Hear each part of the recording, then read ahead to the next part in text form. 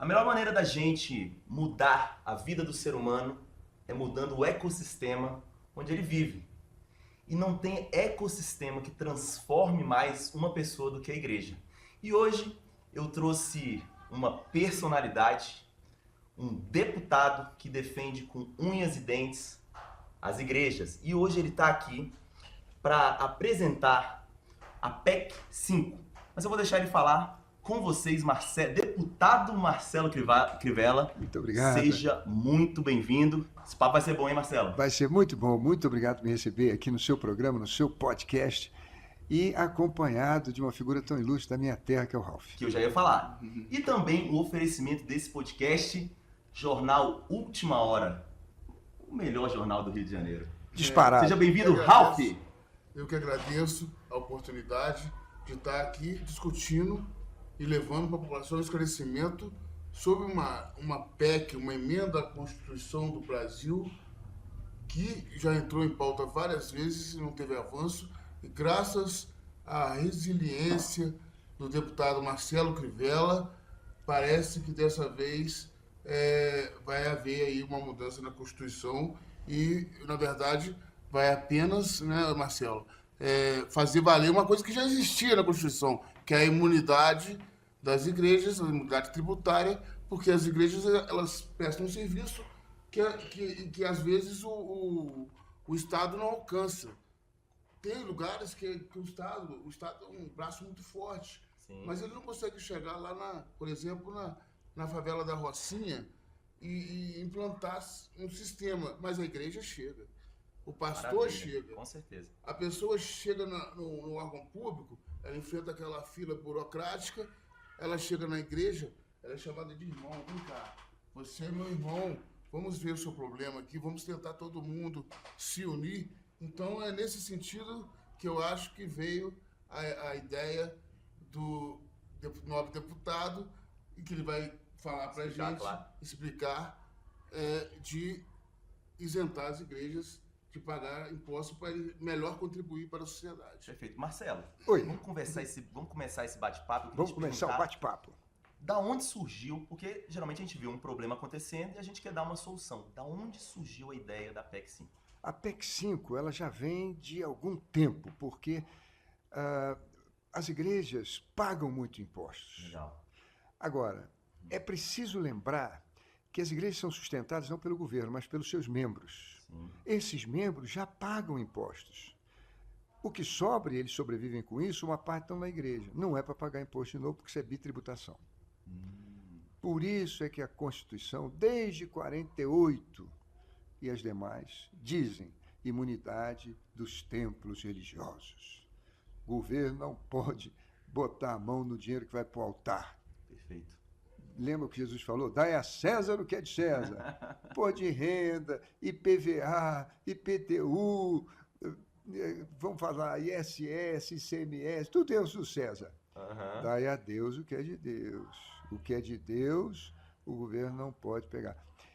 Na época do Covid, isso, vamos dizer assim, se transformou numa coisa muito, muito importante, porque as igrejas, sem os membros vindo, não tinham poupança. A igreja não tem poupança. O dinheiro que entra, sai. O dinheiro que entra, sai. De repente, em vários estados, estavam proibidos abrir as igrejas. As igrejas atrasaram o aluguel, a conta de água, a conta de luz, mostrando à sociedade de que elas são um órgão diferente de empresas. Sim. O que elas vivem do pão nosso de cada dia. Lembra que Jesus falou? Claro. O pão nosso de cada dia. Nos dai hoje. Exatamente. Então a PEC 5, mais uma vez, ela, vamos dizer assim, se tornou algo muito importante. Quando eu me elegi deputado, eu era prefeito do Rio, em 2022, eu vim para Brasília e comecei a ligar para os colegas. E verifiquei que todos eles tinham a mesma consciência que eu, a grande maioria. Eu consegui 43 deputados para serem coautores. Eles são coautores. Eu nunca me lembro de uma PEC com 43 coautores. E consegui 336 apoiadores, quando eu precisava de 171, que é um terço dos 513. Eu também nunca vi uma PEC com tanto apoio, nem de iniciativa do governo. Começou a tramitar, passou na Comissão de Constituição e Justiça, 39 votos a favor, 3 ou 4 contra. Foi para a comissão especial por unanimidade. Foi para o plenário. Na hora de votar, nós fizemos a primeira parte de discussão. Ok. Quando íamos passar para o mérito da matéria, o que aconteceu? Um senhor tragicamente tirou a vida na Praça dos Três Poderes. A notícia chegou no plenário, nós fizemos um momento de silêncio, Sim, em homenagem, em respeito àquela tragédia, e suspendemos a sessão. Mas naquele dia teria mais de 400 votos, ela precisa de 300 e pouco, mas teria mais de 400, talvez 50, porque já é um consenso. O governo não financia as igrejas católicas, espírita, evangélica, mas também do altar não deve tirar dinheiro para seus impostos. E agora, com a assunção do novo presidente, Hugo Motta, e eu lembro de uma coisa, rapaz.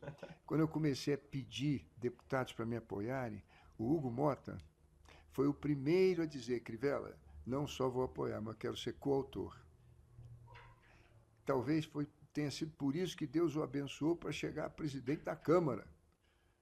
Para chegar a presidente da Câmara, que ele é hoje. Então ele é o primeiro coautor dessa PEC. Mais do que ninguém, ele sabe da necessidade dela. E estou aguardando que nós votemos agora, nessa semana que entra, para ir para o Senado. No Senado, eu trabalhei no Senado durante 16 anos. No Senado vai ser muito mais tranquilo. E aí eu tenho certeza que ela será promulgada ainda no mês de março. E digo mais, hein? A senadora Elisiane, lá do Maranhão, esteve comigo e disse, o presidente Lula apoia... E no dia da promulgação, ele quer estar na Câmara, no Congresso, para ratificar seu apoio a essa medida. Mas vamos então agora explicar de fato quais vão ser os resultados dessa PEC depois de aprovada para o povo, para as igrejas, para o povo Marcos, de então Deus. Vamos dar uma explicação aqui para todo mundo que eu acho que vai ser eu acho que é importante. muito importante. Perfeito. Todos nós brasileiros, seja pessoa física ou jurídica, Ok. seja eu, o senhor, ele, ou uma loja, um revendedor de automóvel, sei lá o que for, nós pagamos impostos sobre 3 fontes. A primeira fonte é a nossa renda. Toda a renda da empresa e toda a renda do cidadão paga imposto de renda. Ninguém está isento. A segunda fonte do governo arrecadar é o nosso patrimônio. Quem tem imóvel, pode ser um lote, pode ser um apartamento, pode ser uma casa, uma fazenda, vai pagar IPTU. E quem tem veículo, pode ser um carro, pode ser um caminhão, uma moto, um trator, vai pagar IPVA. Perfeito. Então, nós pagamos sobre a renda e sobre o patrimônio. Agora, o mais importante de todos os impostos é sobre o consumo. Então, você levanta de manhã, vai no banheiro e escovar o dente. Você pagou imposto quando comprou a pasta de dente, a escova de dente, quando você abre a torneira, você está pagando imposto na água. É imposto sobre o consumo de bens e de serviços, mas tudo é bens. Quando você senta na mesa para tomar café, você pagou imposto na cadeira, na mesa, no copo, na colher, na faca, no garfo, no prato e no que você colocar na mesa. Você está pagando imposto o tempo todo. Nós estamos agora aqui fazendo um lindo podcast. Toda essa energia, nós estamos pagando imposto. A transmissão na internet, nós estamos pagando imposto. Os equipamentos? Nos equipamentos, nós pagamos imposto no microfone, nessa mesa, no celular. É o consumo de bens. Mas não é só os bens, não. Também de serviços. A gente pegou um Uber para vir para cá, pagamos imposto no serviço de transporte. E se a gente for no advogado, num cartório, se a gente for no massagista, se a gente for no médico, no dermatologista, se a gente for fazer um raio-x, não importa. Qualquer serviço que a gente contrate, ali tem imposto ISS. Então, vamos examinar agora as igrejas. Vamos. A igreja paga imposto de renda? Não. Nenhum padre, nenhum pastor, nenhum pai de santo tem que chegar na Receita e dizer, olha, senhora Receita Federal, a missa, o culto, a sessão espírita do domingo deu de oferta R$1.000. Ele não declara, ele bota na conta da igreja, do centro, e vai gastar o dinheiro e acabou. Ele tem que pagar imposto sobre o patrimônio. Antes de 2015, as igrejas alugadas, carros alugados para a igreja, pagavam IPVA e pagavam IPTU.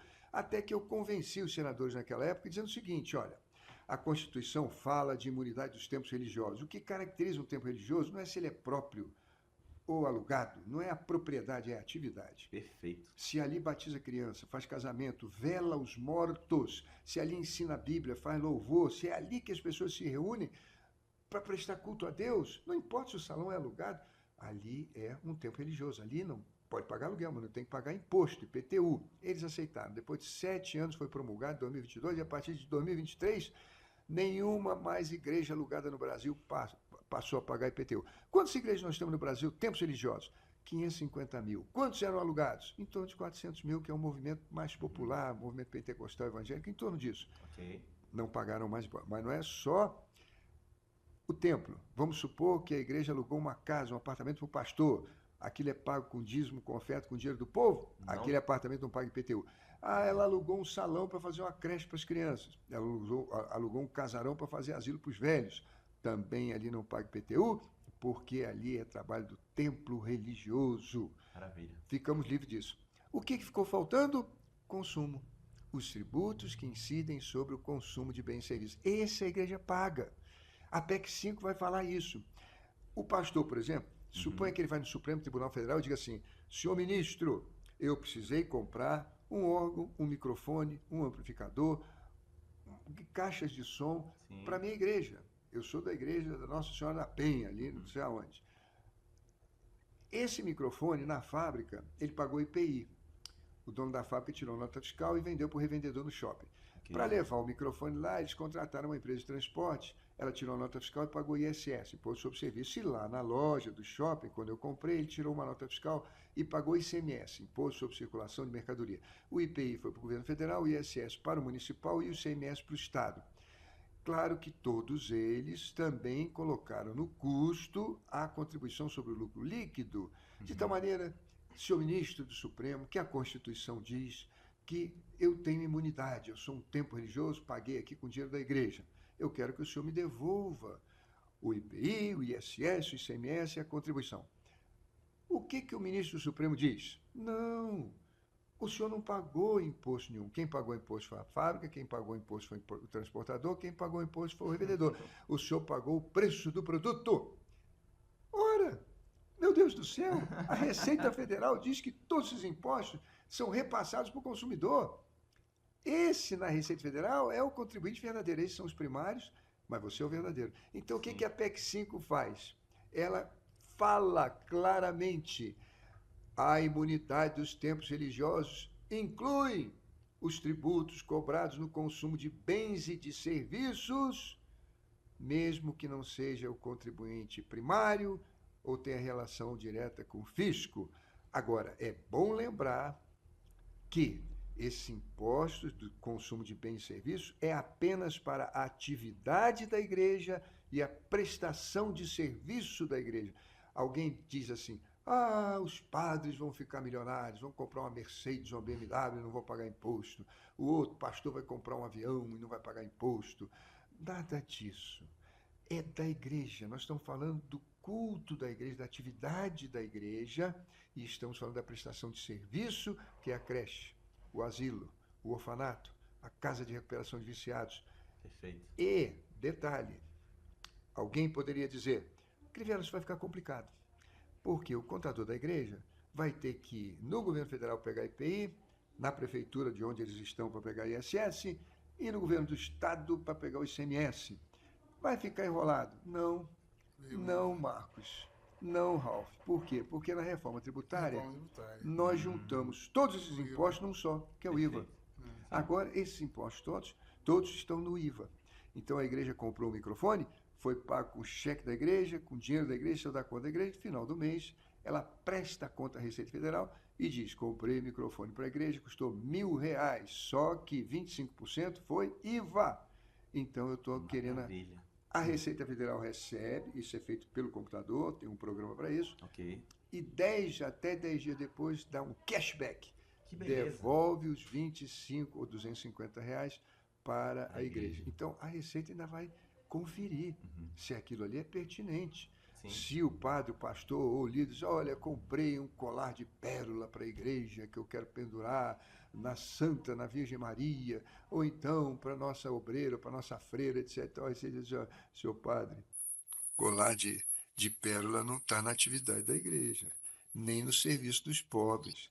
O senhor não vai receber de volta, não. Perfeito. Marcos, foi claro? Foi, e eu quero te dar uma pergunta. Eu assisti um vídeo seu falando sobre as atividades, vamos dizer assim, que passam por debaixo do pano, no bom sentido, vamos lá, Sim. que não são vistas, que a igreja fala, por exemplo, a igreja no domingo, ela não está na atividade, mas porém ela serve o povo, o povo, se chegar alguém com fome, ela atende, que são atividades que não são vistas. Como que a PEC 5 vai funcionar nesse cenário?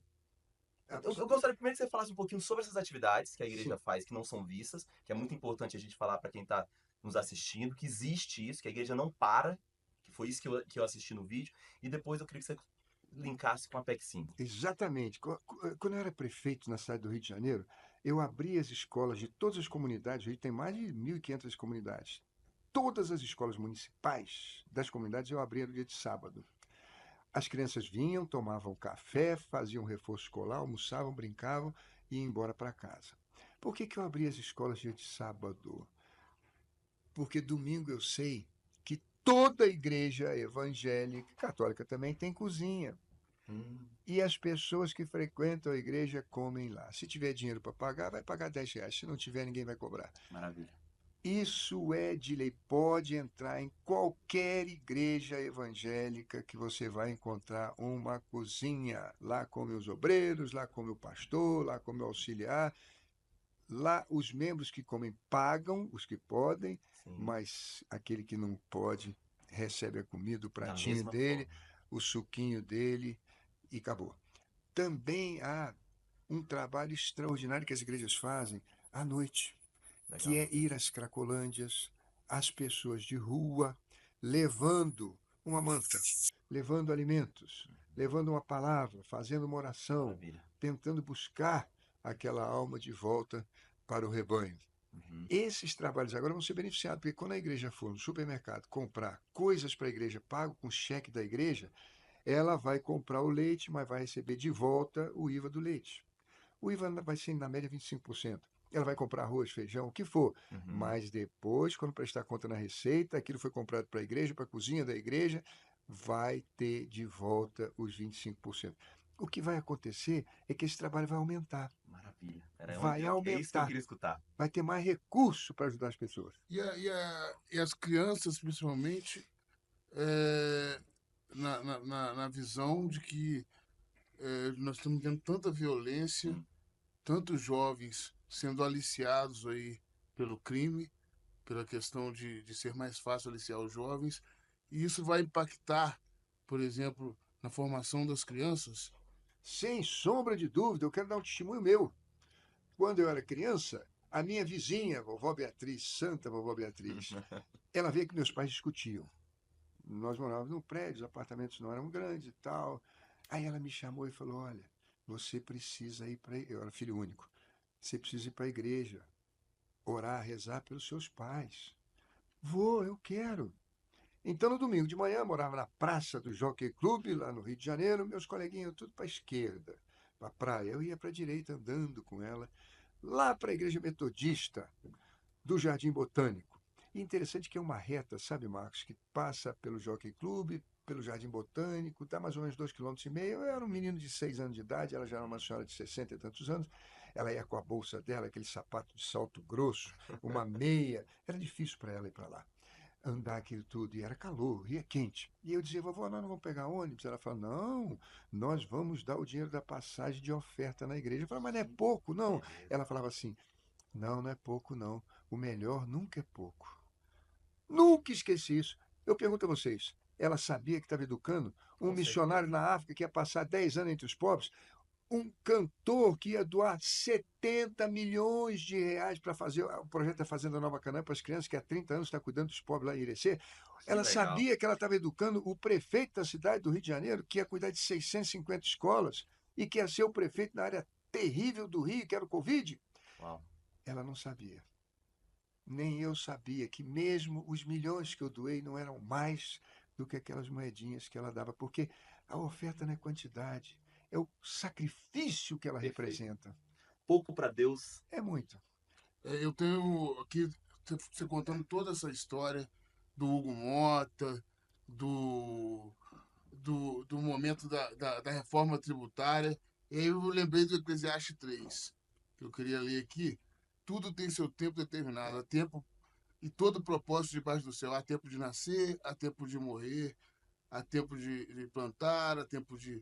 Então é mais ou menos isso. Todos os fatores se resumem agora para aprovação da PEC e veio no momento certo pela pessoa certa, que é uma pessoa que sempre trabalhou e que tem liderança para motivar 43 deputados a querer ser coautores, que não é qualquer um que consegue uma PEC com 40, tem que ter uma liderança, tem que ter um serviço prestado.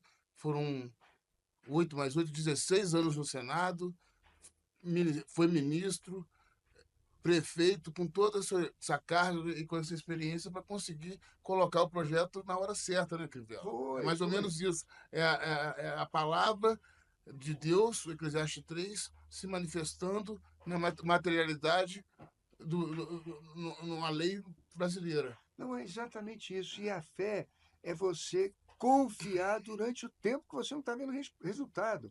Fé é isso, é a certeza que você tem de que aquilo vai acontecer. Maravilha. Eu estava voltando aqui nessa senhora, a vovó Beatriz. O que eu acredito? Por exemplo, quando eu chegar no céu, eu não vou dizer assim, ah, meu Deus, eu gravei muitas músicas, eu construí muitas igrejas como engenheiro, eu fui senador.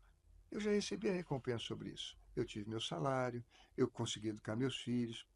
Qual é o meu galardão no céu? É aquilo que os meus discípulos estão fazendo após a minha morte. Maravilha. Jesus disse: fazei discípulos. E como é que você faz o discípulo? É quando você quer que ele cresça mais. Discípulo é aquele que você diz: importa que você cresça e eu diminua. Esse era o espírito da minha avó Beatriz. Diferente de muitos líderes, que quando o seu liderado cresce, ele fica com ciúme, inveja e tira. Hoje nós temos problema nas igrejas, porque elas passam de ser reino de Deus para ser reinado do homem. O que não vai dar galardão no céu, porque no céu o que é galardão é o seu discípulo que ficou aqui. É isso. Quer dizer, eu sei que a minha avó Beatriz, cada vez que eu pude fazer coisas, no céu ela foi galardoada. É esse o espírito. Deixa eu contar uma coisa para vocês. Vocês me permitam aqui. Claro, Claro. mas tá Olha bom aqui. demais essa conversa. Vamos olhar aqui Uhum. a natureza. Eu pergunto para vocês, nós vamos num campo de futebol, nós vamos encontrar uma grama igual a outra? Não. Nós vamos na feira, nós vamos encontrar uma banana exatamente igual a outra, uma maçã, uma pera, uma uva? De jeito Nós vamos na natureza, nós vamos encontrar uma árvore, um galho, uma folha. Nós vamos encontrar um passarinho, uma borboleta, uma abelha, um peixe. Não, um ser humano. Eu sou engenheiro civil. Você pega a areia da praia, bota no microscópio. Você não encontra uma areia igual a outra. Elas mudam no volume, no brilho. Elas mudam na densidade, no volume. Elas mudam na composição. Uma tem mais sílica, outra tem mais ferro. Não tem uma estrela igual a outra. Um floco de neve, é um cristal diferente. Meu Deus, por que o Senhor fez tudo diferente um do outro? Para mostrar para nós o quanto Ele nos ama. O quanto Ele nos ama. Agora, mais do que isso, perdão se eu estou me estendendo um pouquinho, mas vale a pena. Mais do que isso, quando Jesus veio ao mundo, a coisa mais importante que Ele veio trazer foi nos ensinar a orar. Ele falou: quando vocês forem orar, vocês vão dizer: Pai Nosso. Como assim? Antes de Jesus, as pessoas chamavam Deus, Senhor, Senhor dos Exércitos, Rei dos Reis, o Poderoso, o Glorioso. O Senhor é o meu pastor. Não. Ele é muito mais que pastor, você é muito mais que ovelha. Ele é pai. Pai, pai, pai. E você sabe por quê? Porque Deus não só deu para nós a infinitude das coisas, como Ele quer que a gente tenha mais do que Ele.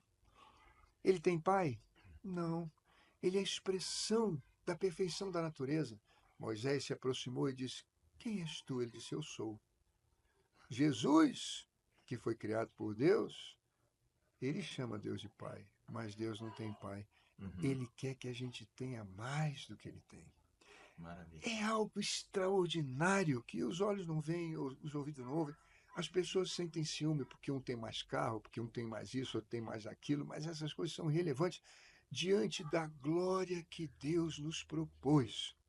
Agora, se uma criança com o coração limpo aprende isso, como eu aprendi aos 6 anos de idade, numa cidade do Rio de Janeiro, onde eu passei por ruas que eu vi gente, na minha mocidade, gente fumando maconha, depois cheirando cocaína, depois com crack. Eu passei na política onde eu vi gente se enriquecendo, sendo corrupto. Eu passei por tudo quanto é caminho difícil. Não diziam nada para mim. Por quê? Porque ensina a criança no caminho que deve andar e ainda quando for velho não se desviará. É a esperança da PEC 5 é que esses recursos sejam usados para quê? Para as creches. Eu pergunto a vocês, o Dr. Ralph e o Dr. Marcos, nós tivemos nesses últimos 50, 70 anos o maior crescimento das igrejas evangélicas no Brasil. Legal. Então, por que que nós também tivemos o crescimento da Comando Vermelho, Terceiro Comando, Milícia, PCC? Porque as crianças não foram prioridade.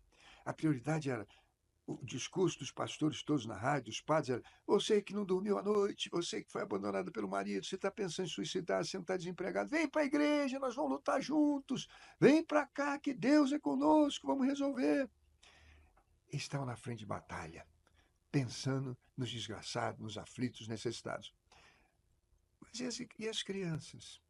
As crianças não tiveram espaço. Elas cresceram nas comunidades, o que elas viam de bonito era o relógio do traficante, Sim. a TV do traficante, a motocicleta do traficante, as namoradas do traficante, o clamor das festas do traficante, e elas sonhavam em ser mais um traficante.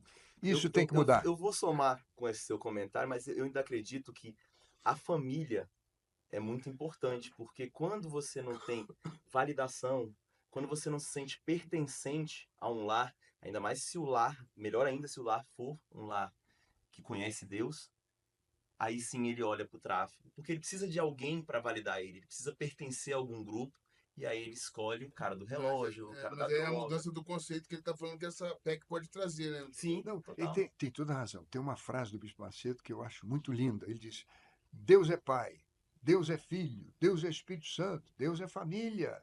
Maravilha, Deus é família, família é tudo. Agora, desgraçadamente, nessa sociedade tão desigual que nós temos, Sim. a mulher tem que sair para trabalhar. Logo, Logo, essa criança vai para a escola e o segundo turno? É na rua, é na comunidade. exatamente. A mamãe está no trabalho, o papai está no trabalho, preocupados. Olha, você quando chegar, a mamãe deixou a sua comida no fogão, faz o dever de casa, faz isso, faz aquilo. Mas, desgraçadamente, a família vai estar unida no final de semana, cheia de coisas para fazer, a casa tem que limpar, o pai tem que fazer um bico. Eu estou falando das famílias comuns. Exatamente. Então a igreja precisa ser o segundo turno. Maravilha. Nós vamos ter agora condição da igreja ter mais recursos e fazer o que o senhor faz aqui, um estúdiozinho de podcast, ensinar as Claro. crianças a fazer pintura, a fazer esporte, Atividades extracurriculares, com certeza. extracurriculares e, acima de tudo, ensinar essas crianças aquilo que eu falei para vocês: olhe para a natureza, existe Deus. Maravilha. Existe alguém que morreu por nós na cruz, e enquanto ele estava na cruz, durante 6 horas, ele orava por nós, orava pelos seus assassinos. Isso foi a mudança da minha vida, e eu tenho certeza. Agora, vamos pensar no outro caminho. Eu era senador. Meu Deus do céu, a Polícia Federal são 10 mil homens. Só a fronteira do Brasil com a Bolívia é maior do que dos Estados Unidos com o México. E passa todo o tempo cocaína, fuzil, munição. Eu vou propor uma lei. Dá poder de polícia ao Exército nas fronteiras. O Exército são 300 mil homens, o Exército vai tomar conta das fronteiras. Essa lei passou. Depois o Lula deu poder de polícia para a aeronáutica no espaço aéreo e para a marinha no mar. Mas eu fui o primeiro a apresentar esse projeto de lei de complementar, dando poder de polícia ao Exército nas fronteiras. Resolveu? Não, não resolveu. Essa minha lei já tem 15 anos, o Exército levou um monte de unidades. Eu servi no 24BI motorizado na Ilha do Governador, que agora não existe mais porque está na fronteira. Eu servi no 22BI motorizado em Barra Mansa, que não existe mais, está na fronteira. Um monte de quartel foi para lá, não conseguimos resolver. Depois criamos Força Nacional de Segurança. Depois aumentamos as penas. Depois fizemos um monte de coisa. E sobe o morro e dá tiroteio e mata gente inocente. Meu Deus do céu! O governador dizendo agora que comprou carros blindados, 500. Qual é a solução disso? O primeiro passo é cuidar das crianças. Lá na frente nós vamos ver que essas crianças, elas serão vacinadas. Eu pergunto, se um traficante for na igreja hoje vender cocaína, ele vai vender 1 grama? Não vai. Vender pornografia? O pessoal está interessado em se formar, em ser pastor, em conhecer o mundo, em viajar, em comprar uma casa, em ajudar a mãe, em comprar um carro, e não sei o que e tal.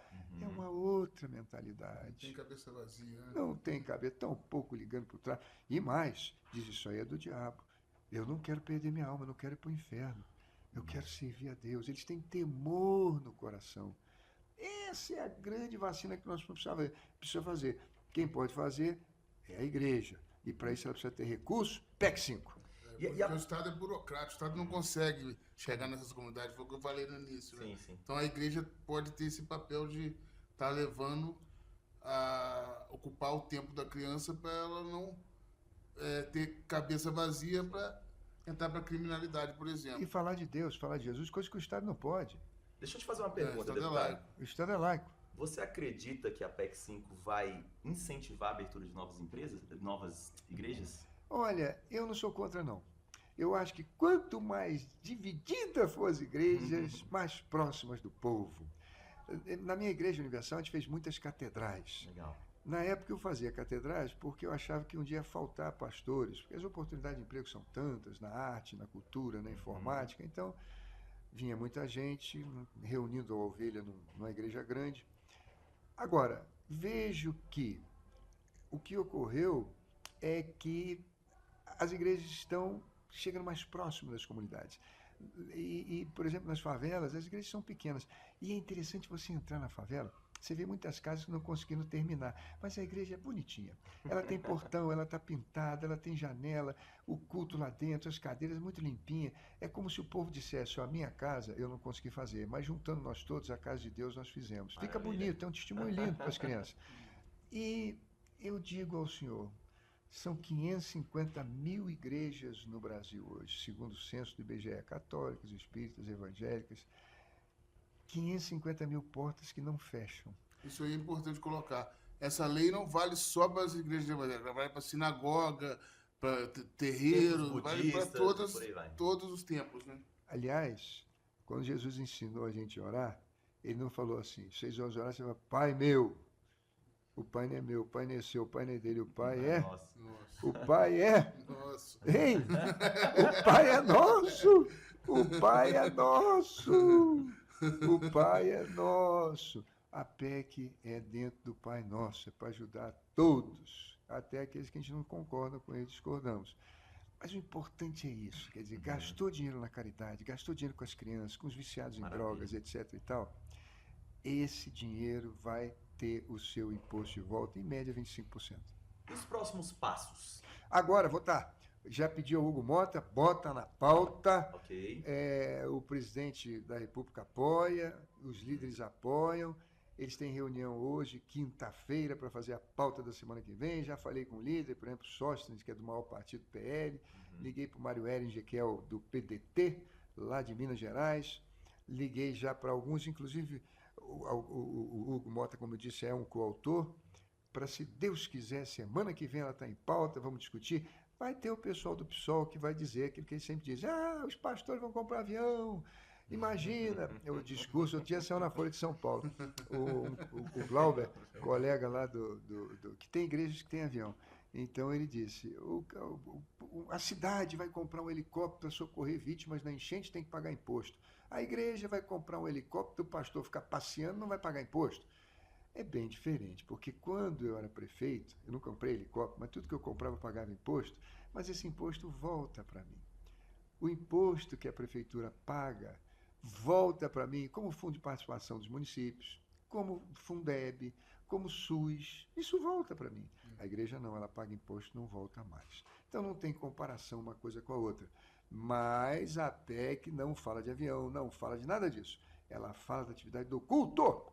Nós estamos falando de microfone, nós estamos falando de banco, nós estamos falando da conta de água, da conta de luz, nós estamos falando das coisas para batizar, para ver lá morto, para caixão, para coisas desse tipo. Ou a caridade, a creche, o asilo dos idosos. Legal.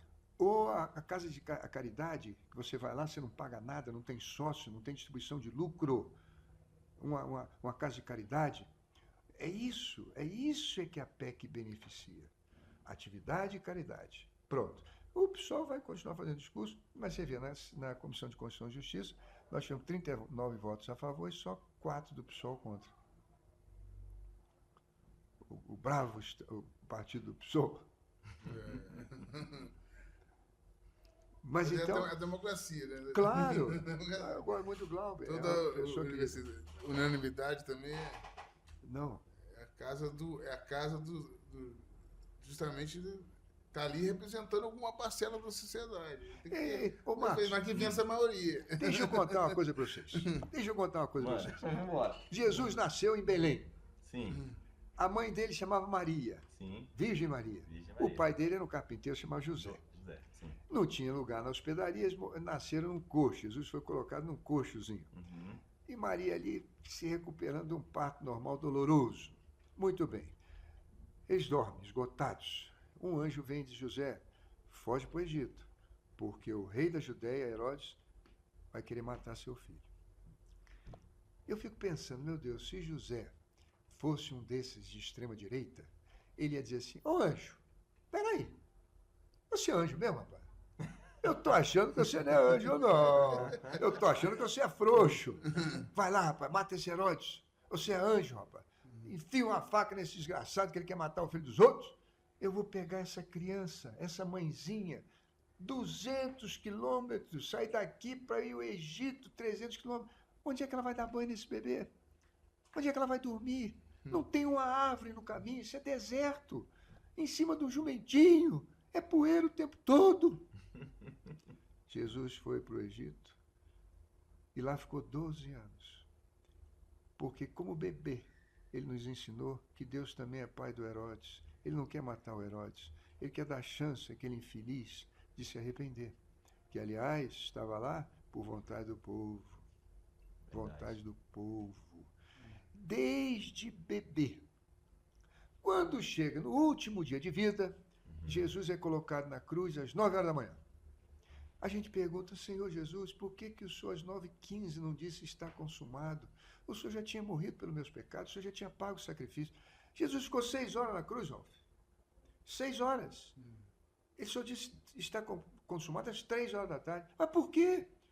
Tinham 2 malfeitores. Os 2 xingavam ele. Mas um deles, ao longo daquelas 6 horas, verificou que todo o sofrimento que ele passou, toda a angústia e a maneira como ele perdoava as pessoas que uma a uma iam dizendo: você não é filho de Deus? Você não disse que veio me salvar? Salva você mesmo, desce daí, desce daí. E ele orando por aqueles que odiavam. Um deles disse: eu sou pecador, mas tu és santo, lembra de mim. Hoje mesmo nos veremos no paraíso. Jesus esperou ele 6 horas. Por quê? Porque o Pai é nosso e quer dar chance até o último momento para um desgraçado, um pecador. Será que a gente não aprendeu com isso? Será que é com violência, com extremismo, com radicalismo? Não, por isso a igreja foi o caminho que funcionou para mim. Perfeito. É o caminho que eu garanto a você lá na frente. É a Coreia do Sul, um dos países mais cristãos hoje da Ásia. Eles dizem: nós éramos um fracasso. E depois de dividir Coreia do Norte e Coreia do Sul, mas quando começamos a cuidar das crianças, ao Samsung, aqui, ó, ao Samsung. Aqui na Coreus tem Samsung, o senhor tem Samsung. Aí, ó, ao LG, olha os carros todos. Hoje é um país próspero, com emprego para todos. Começou quando? Quando Jesus disse: deixai vir a mim os pequeninos, porque deles é o reino dos céus. Ensina para eles a amar a Deus. E deixa o resto com o Espírito Santo. Bota no coração deles essa gratidão. Abre os olhos deles, ouvidos, porque a própria natureza, o perfume da flor, a doçura da melancia, o gostinho do mel, eles vão ver, meu Deus, que há um Criador por trás disso tudo que os ama e cuida deles.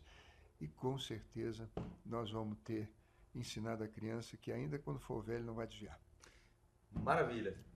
Senador, você falou aí, vou falar um pouco da... Eu gosto de ouvir a história das pessoas que venceram e conseguiram. Você falou aí dos 12 anos que passou no Egito, sofreu nas 200 quilômetros caminhando. Vossa Excelência também teve a época que teve que ir para a África. Como que foi essa passagem? Como foi seu crescimento? E ver aquele povo sofrido da África também.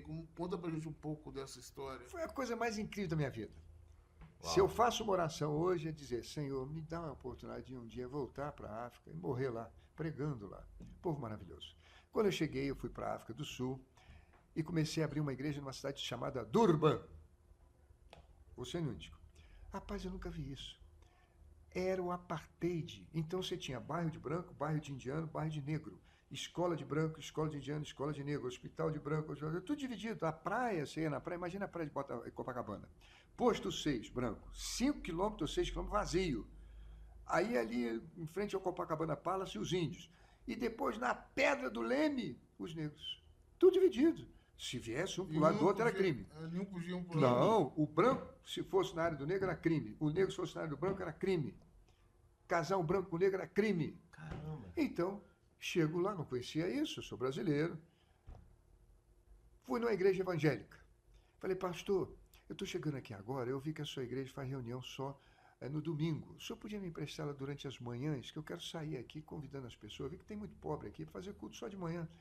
Ele falou, vou perguntar ao conselho. Voltou e disse, não foi autorizado. Ah, tá bom. Eu falei com ele, pois é, rapaz, eu fui no bairro dos negros, lá eu vi tanta gente pobre. Ele falou, o quê? Você foi aonde? Ah, eu fui no Quamacho, o Mulaze.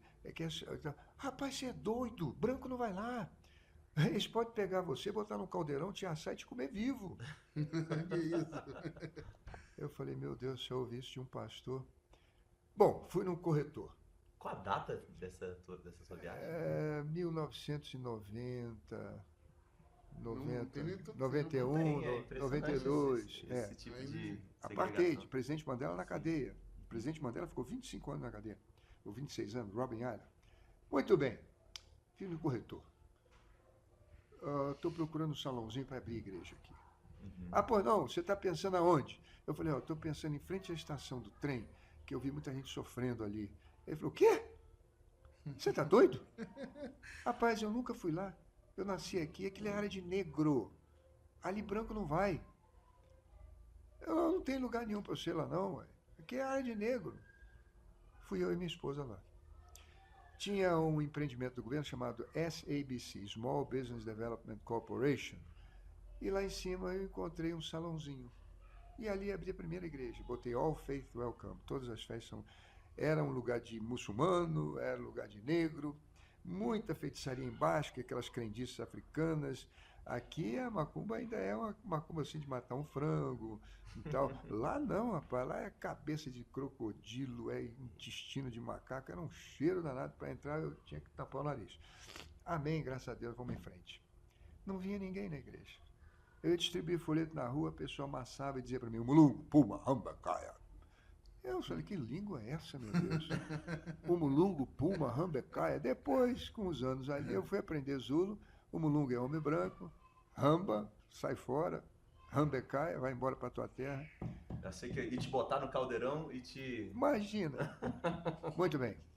O que aconteceu? Quando, de repente, algumas pessoas começaram a ver o trabalho, aconteceu o grande milagre. O brasileiro. O brasileiro é um grande milagre. Uau. O mundo, ele é, de acordo com clima e comida, o ser humano é o mesmo, mas ele tem 4 cores. Quem nasceu na Ásia ficou amarelo, quem nasceu na Índia ficou vermelho, quem nasceu na África ficou negro, quem nasceu na Europa ficou branco. Você não tem branco na Ásia, não tem amarelo na Europa. Você não tem vermelho na África, você não tem negro na Índia. Cada local, cada comida e cada clima teve uma cor de pele. E nós, brasileiros? Nós éramos vermelhos do pé à orelha. Nós éramos, vamos dizer, tupi, guarani, botocudo. Nós éramos vermelhinho. Até que chegou Portuga. A mulher indiana nunca tinha visto um homem de barba. Nunca tinha visto um cara igual o Ralph, barbudo. Ela falou com a colega dela, você tá vendo aquele barbudo aí? Ela falou, achei bonito. Se apaixonaram. A mulher curiosa. Arrasando corações aí. A mulher curiosa. O Portuga casou com a Índia. E deram os bandeirantes. Os homens que atravessaram. as matas, subiram e desceram o morro, atravessaram o rio, mataram a cobra, fugiram da onça e chegaram na nascente do rio Amazonas. A força do Bandeirante. Mas a riqueza do mundo, o celular daquela época era o açúcar. Com o açúcar vai surgir um mundo novo. Suco, biscoito, sorvete. Meu Deus do céu! E para produzir açúcar, nem o branco, nem o vermelho tinham força. Vieram nossos irmãos africanos. Sucessivas gerações de negros africanos construíram a riqueza desse país. O açúcar é o negro. O ouro é o negro. Na época dos nossos avós, o Brasil é o café era o negro. Nunca participaram da riqueza do nosso país, mas construíram a riqueza. Mas a mulher negra, e eu vivi na África 10 anos, ela pode sofrer todas as senzalas, todas as cabeças, mas uma coisa ela não aguenta, é não ter filho. A mulher africana, ela quer ter filho. O marido é um efeito colateral, o marido mas o filho é meu. De tal maneira que aqui no Brasil, a mulher africana teve filho com o português, com o índio, com o negro, e nós viramos um imenso panelão racial, onde há 500 anos se retempera a alma do homem brasileiro. Maravilha. Nós não somos vermelhos, nós não somos amarelos, não somos negros, não somos brancos, nós somos brasileiros. E quando o povo africano me via, achando que eu era branco, pregar, a maneira de eu falar, de olhar, de cantar, a pessoa dizia: eu sinto uma afinidade aqui que eu não sei definir. Esse homem não é branco, não. O jeito ele falar, o jeito ele... Eu vou chamar minha prima para ver. Eu vou chamar minha irmã. Daqui a pouco a igreja estava lotada. Em menos de um ano eu já fazia reunião para 50 mil pessoas no estádio. Eu vou botar a foto aqui, se você puder. 50 mil pessoas no Soweto, coisa que branco nunca foi. Nunca foi. E eu fiz a reunião lá no Soweto e foi uma bênção, uma coisa linda, maravilhosa. A igreja se estendeu por todos os países da África, hoje são milhares de igrejas. Vivi essa experiência, o Rolf me deu a oportunidade de contar. Maravilha. Esse é o poder do brasileiro. É o que o Itamaraty chama-se de soft power. Sabe, nós nunca jogamos bomba atômica em ninguém. Os americanos são muito desenvolvidos, têm uma grande igreja. Mas como é que eles vão entrar lá? Os ingleses, como é que eles vão na China e na Índia se eles plantavam ópio lá e escravizaram e tomaram todo o ouro que aquele povo tinha? Puxa vida, quem é que pode cumprir a missão que Jesus disse? Esse evangelho será pregado a todas as nações da terra e então virá o fim. Quem pode ir a todas as nações da terra senão esse povo mestiço, esse povo abençoado, esse povo mistura de branco, de vermelho, de negro, essa coisa linda que é o povo brasileiro. Maravilha. Por isso que quando existe extremismos de direita e de esquerda, a alma do povo brasileiro procura um outro caminho. Nós não somos assim. Nós queremos a solução pacífica das controvérsias. Quem dera, meu Deus do céu, que o Lula apoiasse a anistia e desse uma lição. Quem dera que a extrema esquerda ou a extrema direita pensasse mais no Brasil do que nos seus próprios interesses e a gente pudesse aproveitar a gloriosa natureza que Deus nos deu, as riquezas incomparáveis, e construir uma sociedade mais justa, sem favela, uma sociedade com melhores escolas, transporte, alimentação para todos. Esse é o nosso sonho. Agora, talvez com a desigualdade que fez com que haja tanta violência, eu posso ter mais um minutinho? Com certeza. Como é que surge a favela no Brasil? Eu vou te contar. Como é que surge a favela no Brasil, essa coisa horrorosa das casas estar se acotovelando morro acima? O Brasil foi invadido em 1865 pelo Paraguai. O Paraguai queria uma saída pelo mar, tomou uma parte do Mato Grosso do Sul e invadiu o Rio Grande do Sul. Pois bem, eles eram mais fortes do que nós. Dom Pedro I não tinha exército, pelo contrário, vivia combatendo os estados brasileiros que queriam separar. Balaiada, Sabinada, Guerra dos Farrapos, enfim. Como é que nós enfrentamos os paraguaios? Nós temos uma lei. Voluntários da Pátria. Lei dos Voluntários da Pátria. Tem um monte de cidade aí que tem a rua Voluntários da Pátria. São Paulo, Rio, etc. O que dizia a Lei Voluntários da Pátria? Os escravos que se dispuserem em lutar na Guerra do Paraguai serão alforriados. O primeiro navio, o primeiro galeão levando escravos para a Guerra do Paraguai, saiu de Campos dos Goytacazes, do ladinho da terra do Ralph de Itaperuna, era o povo que trabalhava no canavial. Lá foram os negros para lutar contra os paraguaios. Quanto tempo demorou a guerra? 5 anos. E vencemos a guerra. Tivemos a ajuda do Uruguai e da Argentina, porque o Paraguai era muito forte, vencemos a guerra. Os negros voltaram, mas foram enganados. Por quê? Tinham alforria, mas não tinham cidadania.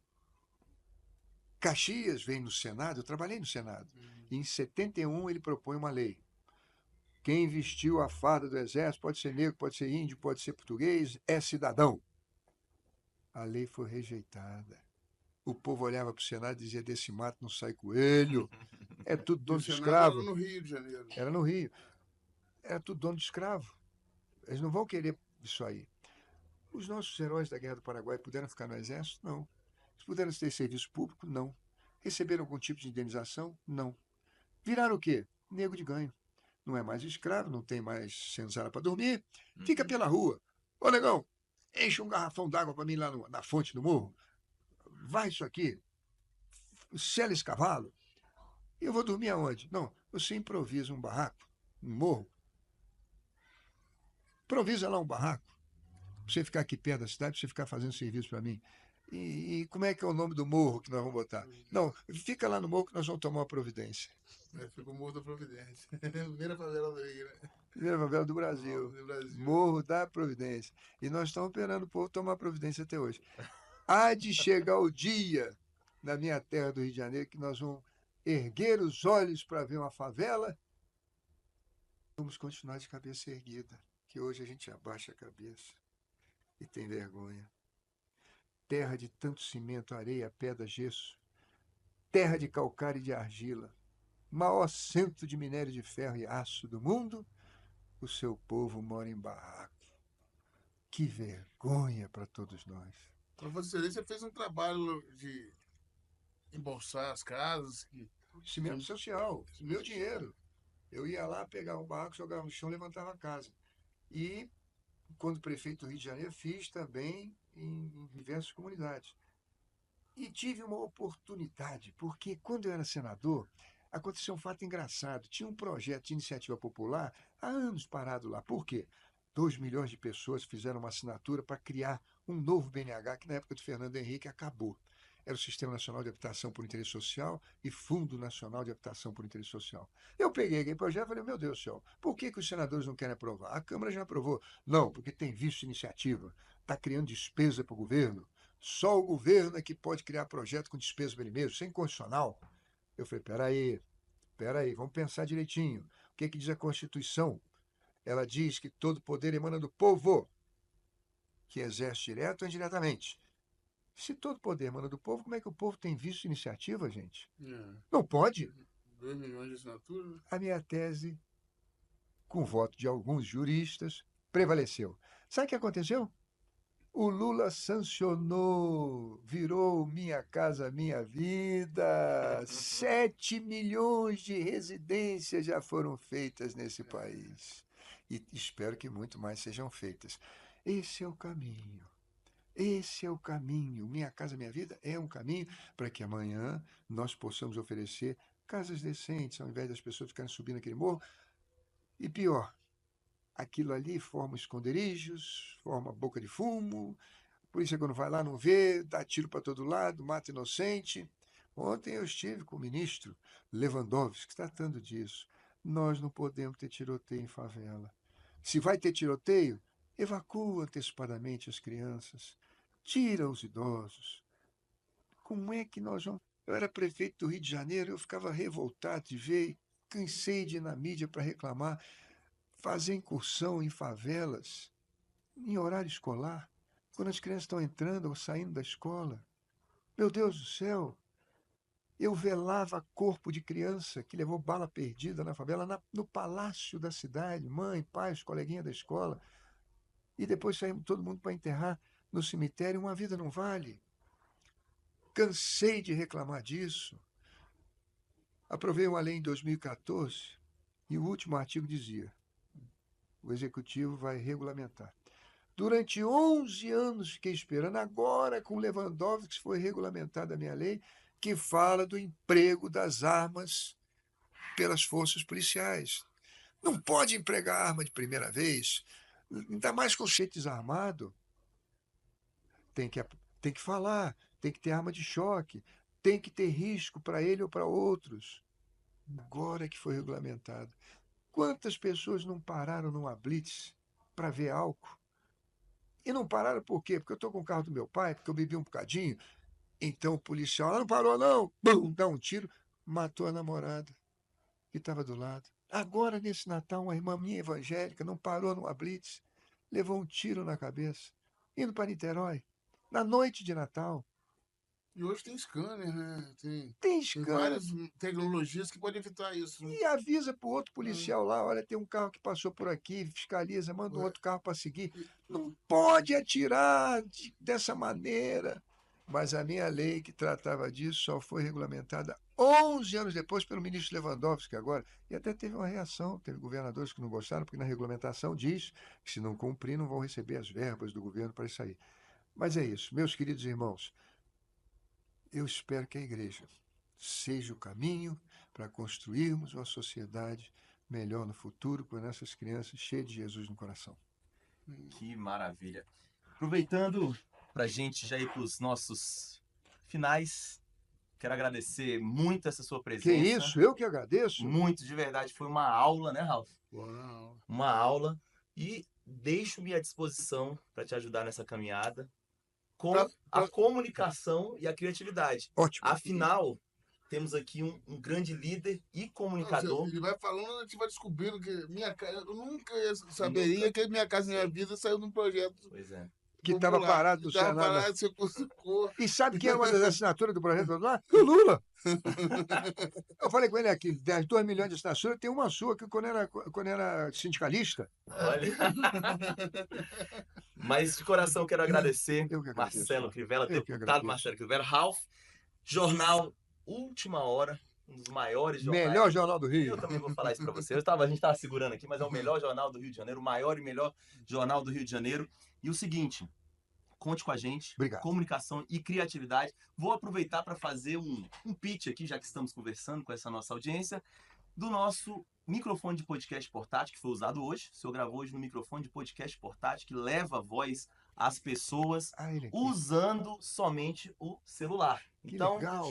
Já adquiriu alguns. Inclusive, não, isso aqui já é produto cativo lá no Jornal Última Hora. E é isso.